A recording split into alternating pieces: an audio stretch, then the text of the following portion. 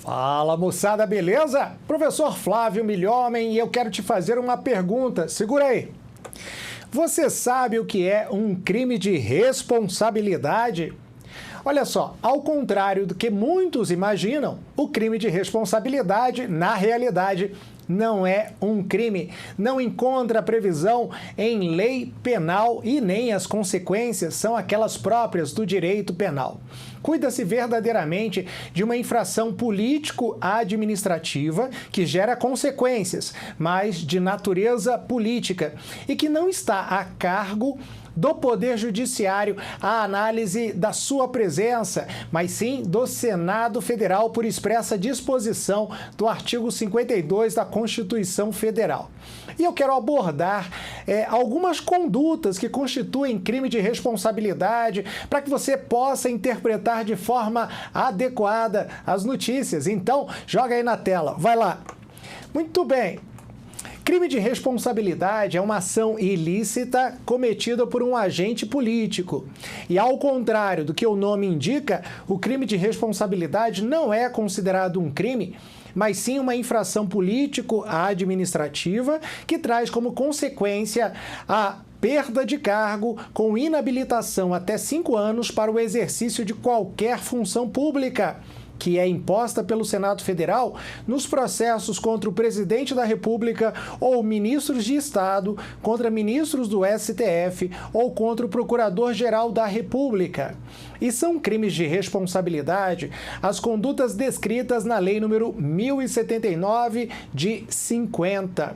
Bom, no seu artigo 4º, a Lei nº 1079 descreve de forma geral o que constitui ou quais condutas se constituem em crimes de responsabilidade. E ao longo do desenvolvimento da legislação, identificam-se outros crimes de responsabilidade com a violação de determinados direitos de fundo constitucional. Nós vamos analisar o artigo 4º e, na sequência, vamos analisar outras condutas identificadas como crime de responsabilidade. Joga aí na tela.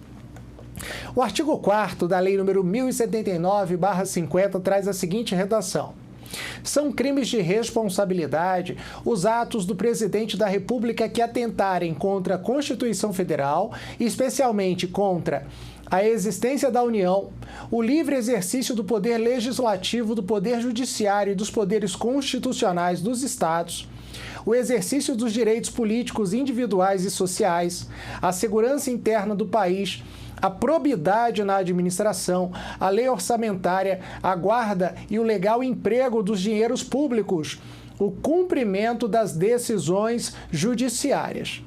E eu devo lembrar a você que crimes de responsabilidade, como você já teve a oportunidade de ver o Milhomem falando a respeito, não são exclusivamente atribuíveis ao presidente da República, mas também podem ser atribuídos aos ministros de Estado. Então, vamos dar uma olhada. Joga na tela, vai lá, beleza?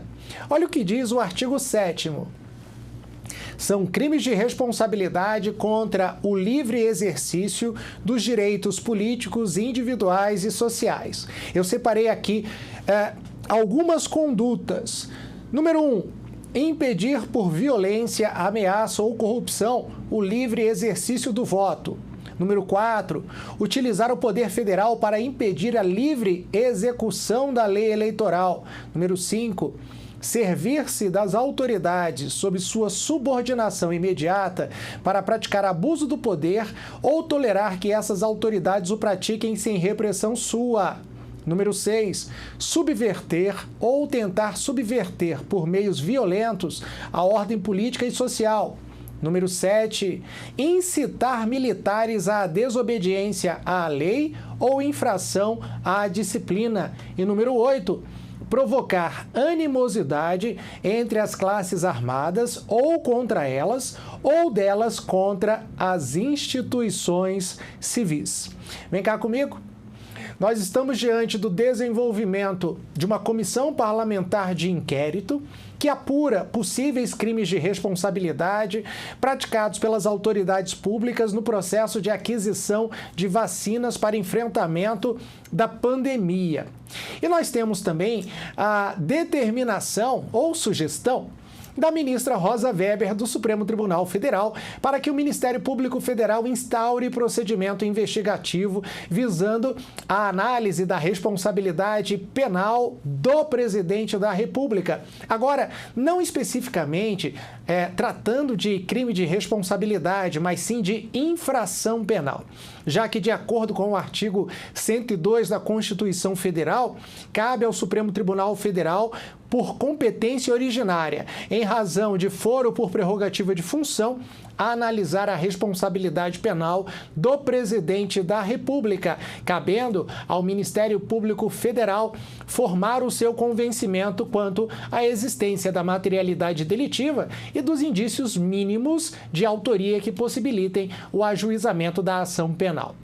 Vamos aguardar o desenrolar dos fatos.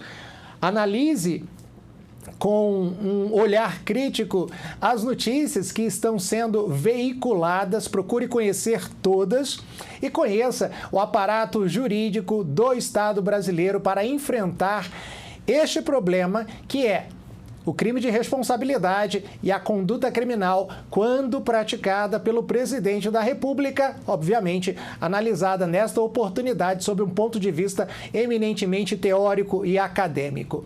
Meu amigo, minha amiga, eu espero vocês em outra oportunidade para tratar de mais temas relevantes do direito criminal e do direito punitivo como um todo. Um abraço do Milhomem, até a próxima, valeu!